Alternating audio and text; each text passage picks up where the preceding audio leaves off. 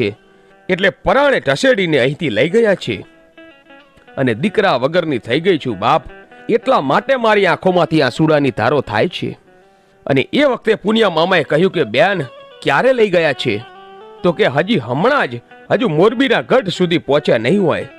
અને પછી તો કહેવાય છે કે પુનિયા મામાએ ત્યાંથી સાંઢ હંકારી અને મોરબીના મહેલે પહોંચ્યા.